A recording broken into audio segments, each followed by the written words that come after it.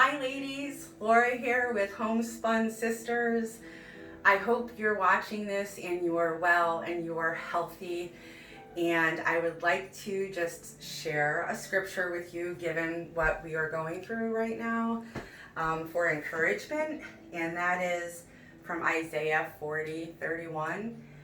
But they that wait upon the Lord shall renew their strength. They shall mount up with wings as eagles. They shall run and not be weary, and they shall walk and not faint. So that is your encouragement for today. We are going to be fermenting, and we're going to be doing two different recipes. One is your average beginner fermenting recipe, and the second one is going to be sauerkraut, which is a little bit more into it, but that's okay. We're going to learn the first. Okay, why fermenting? So we're going to do lacto fermentation today because it is good for our digestive system. And basically, when you eat fermented vegetables, you are adding pro and prebiotics to your digestive system. And recently, I have been researching how important those things are for our digestive system, particularly because, believe it or not, a lot of disease and sickness starts in our digestive system. So it's incredibly important for us to keep it strong, especially given this time. And you want to add probiotics to your system. And believe it or not, this way is a lot better and a lot less expensive than buying a supplement. I mean, a lot better. It's like double the amount of probiotics and prebiotics that you're putting into your system. So the recommendation is to have approximately a quarter cup a day of fermented vegetables, or I'm sure you've heard kefir, water kefir, kombucha. And once you've had that like 7 to 10 days eating that and digesting it, it starts to build up, and you'll notice after a few months that you're stronger, you're healthier, and you might see some illnesses or diseases change and get better. So with that said, let's start. The first one is going to be your vegetables. And this is going to be beet and carrot. Now, for fermenting vegetables, you basically could use any vegetable, except I don't recommend tomatoes, cucumbers, the soft ones. So a soft vegetable is going to become softer, and you may not like that consistency. My favorite, believe it or not, is cauliflower and onion, and then I add spices to it. So remember that when you're doing these recipes, you could add spices. However, some people add red chili flakes to make it hotter. You could add pepper, pickling spices, whatever type of recipe you want to make. So today, your basic fermentation recipe is 4 cups water, non-chlorinated. So it could be filtered water, spring water, and basically just can't have chlorine because it kind of messes with the good bacteria, and it messes with the process. So the basic recipe, and you could use this basic recipe to ferment any vegetable, is 4 cups water to 2 cups sea salt. This is Himalayan pink salt, and you want to make sure there is no iodine in it because that also disrupts the process. And why do I use pink Himalayan? Well, the reason is because pink Himalayan salt has a ton of good vitamins and minerals. So you're making something that has wonderful probiotics and is just so good for you, and you're adding more goodness to it. So I think that's pretty amazing. All right, so we're gonna do, this is 4 cups water with 2 tablespoons of Himalayan pink salt, or any salt without iodine.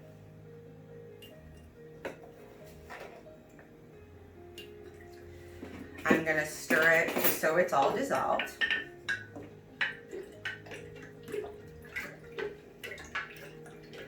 Now, you may be thinking that 2 tablespoons of salt is a lot. Now remember that there's goodness to this salt, but the thing is during the process, the salt changes. The good bacteria, the lactic acid, changes it into something better that turns into probiotics. So it is healthy for you. Yeah, so that's pretty good. Now, you take any size jar you want. I'm doing 1 quart. If you don't have one of these, I recommend them. I use it like every day in my kitchen.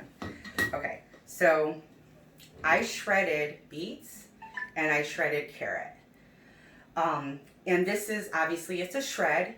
When you make your vegetables, you can make it however size you want, depending on what recipe, how you're going to eat it. You know, like sometimes I do just carrots and I slice them with the mandolin into coins. So this one, I'm actually making a slaw. So once this is fully fermented, it'll go in the refrigerator. And then I will use this as a slaw. So like a coleslaw, but with beet and carrot. And sometimes I add cabbage with it too. So I am going to add this. Use this to your jar. And you want to kind of,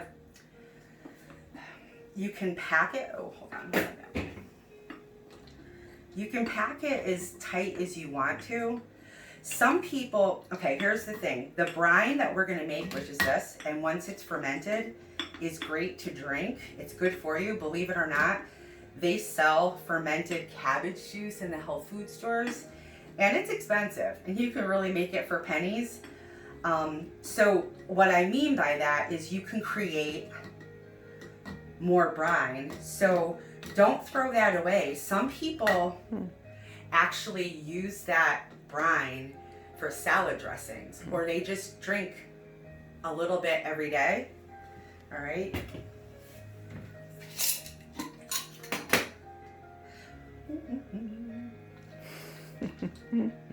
I'm so excited about this. Now, obviously beets bleed. So this is all going to turn the color of beets, and that's okay. That, you know, that color is amazing. Once you see that color, it means that you're eating good stuff. So that's okay. Ooh. Okay. Now, I'm packing it fairly tightly. You can get as much as you want, and now let's do a layer.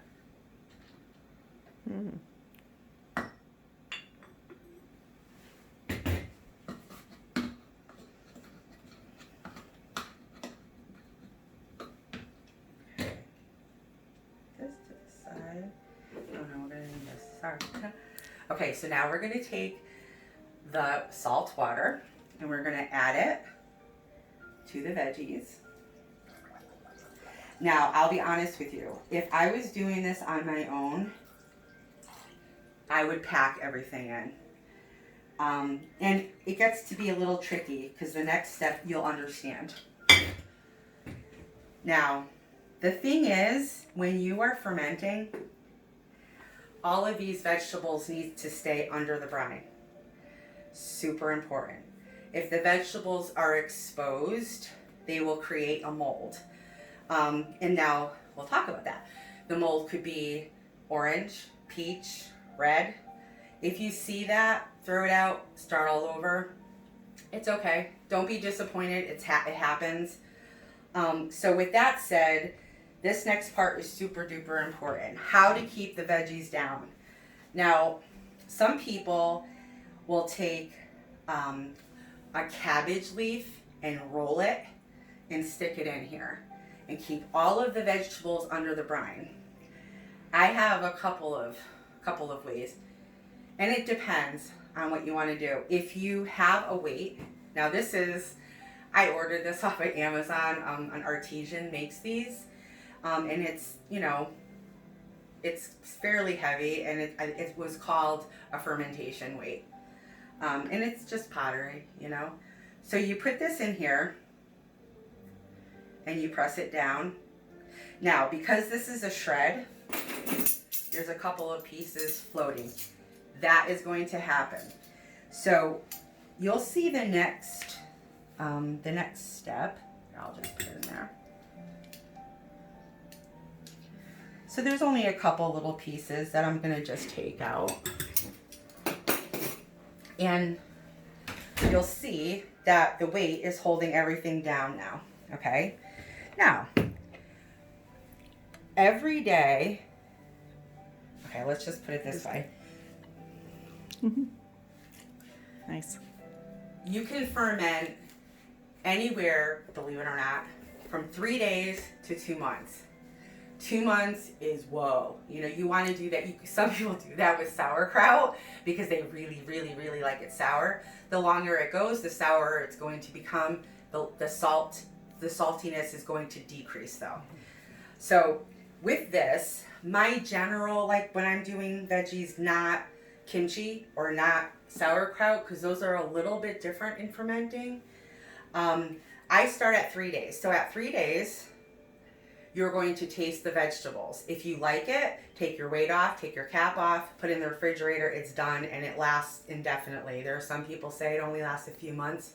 Well, it doesn't last in my refrigerator. It's gone because I eat it very fast, but it's fermented. So some people would say the longer it is, the better, and that's the truth. Now, there's several ways you can do this, and I'm gonna show you the basic way. So this is your mason jar cap, right? So remember, you have your weight in there, and you're going to, not tight, just fingertip tight, you know, just until you get there, all right? So every day, you need to do what we call burp it. And that doesn't mean you take the top fully off. You just crack the top, and then tighten it back up. Every day, gas will come out. Don't be afraid. Sometimes you're gonna get bubbles. That's great. So sometimes you might do this and it might come out a little bit. Just wipe it. Some people forget to burp things. Now, on my counter right now, I have about 4 or 5 things stewing. So with that said, I have to, you know, I have sprouts going, I have kefir being made, I have fermenting going on. So sometimes I forget. So with that said, they sell these fermentation. They're like, it burps itself. Just like a baby bottle, you know, there's a hole in it. And you put that in your lid, right? And then you put that right on top. All right. And see, there's a little hole.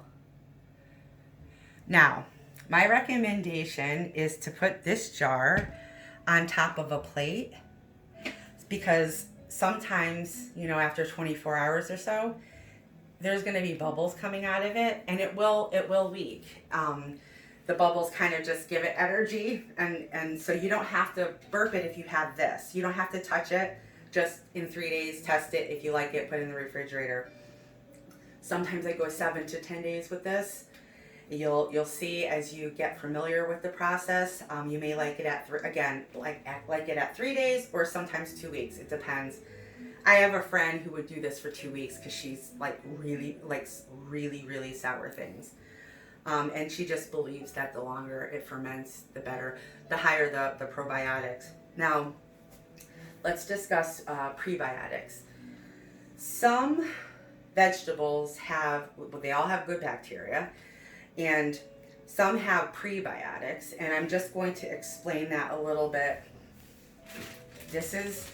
We're going to talk about that next because we're going to be doing sauerkraut, but when I was cutting up the cabbage, right, this is the core.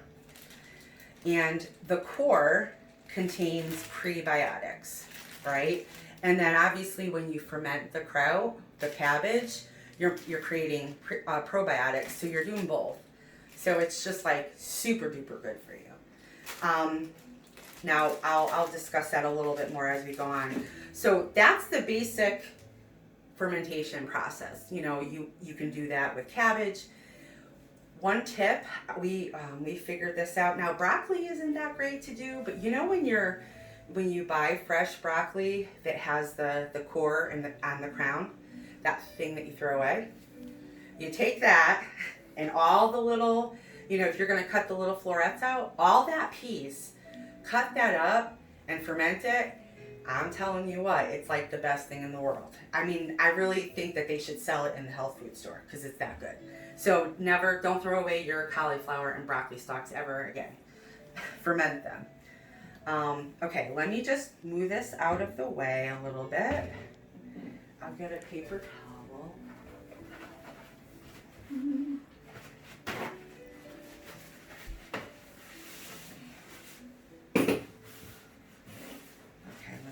Do that. Okay. We are going to move on to sauerkraut. Now, sauerkraut, just like kimchi, has a little bit different process of fermenting because we're not making a brine. We are creating the brine from the cabbage itself. All right. So I have this chopped up already. These are fairly large pieces, and this is what I like. You can cut it as thin or as thick as you want. I have people who actually just take the chunk and stick it in the larger jars. I like a little bit bigger. And basically, what you're going to do is you're going to take this, cut it as best as you want, and as you go along, you'll find out what you like better, I'm just going to dump this into the bigger bowl.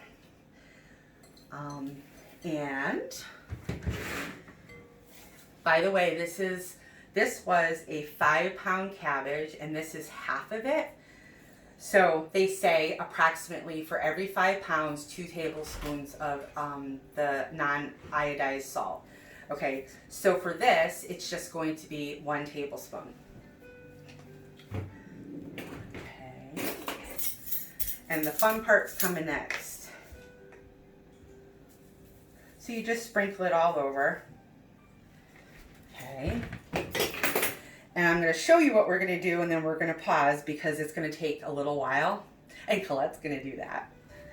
It's a great stress reliever, ladies. And given the time, good thing to do.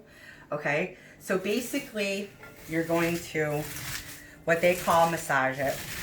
Okay, you're also breaking it down to, their bigger pieces.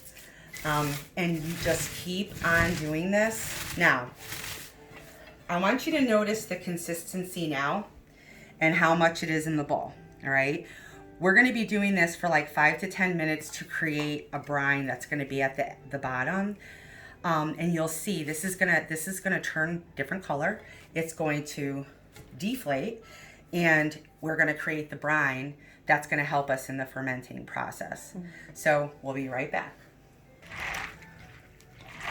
Okay, so this is Colette massaging it, and you see how it turned a different color. It's very, very, very wet. Colette, pull it back a little bit so they could see the brine underneath, all the fluid. See? So this is the fluid that it comes out of the cabbage. Isn't it exciting? And see how it reduced? And we've been doing this now for about maybe 5 to 7 minutes or so. So there's that, and we'll be right back. Go.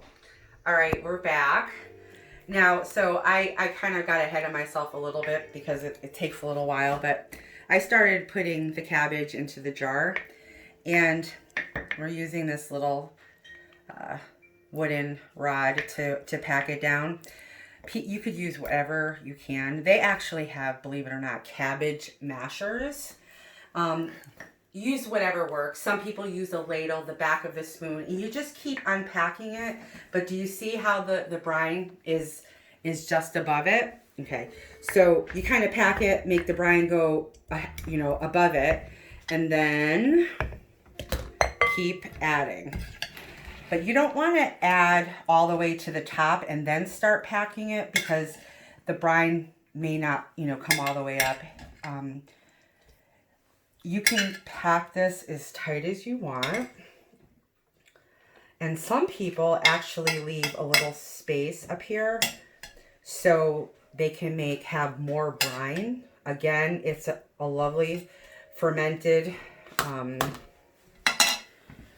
juice, and people love to drink it. I love cabbage, so yeah, I mean, this is working out fabulously. Colette did a fabulous job massaging this. It's an amazing amount of brine, and I wish we had smell-o-vision because it smells amazing, and I feel healthier by the minute. The fumes. Exactly. Okay, so let me just say that sometimes the cabbage, for whatever reason, does not make enough brine. So you can take this 4 cup to 2 tablespoons salt mixture and top it off, okay? Another thing is this, and this is gonna wow you. I promise. Wow. All right. See, I'm amazed. 5. That's a half a head of cabbage. That's Sure amazing. is. 2.5 pounds. The first time I did that, that's what amazed me. 2.5 pounds right there. Okay. Now, we are making probiotics.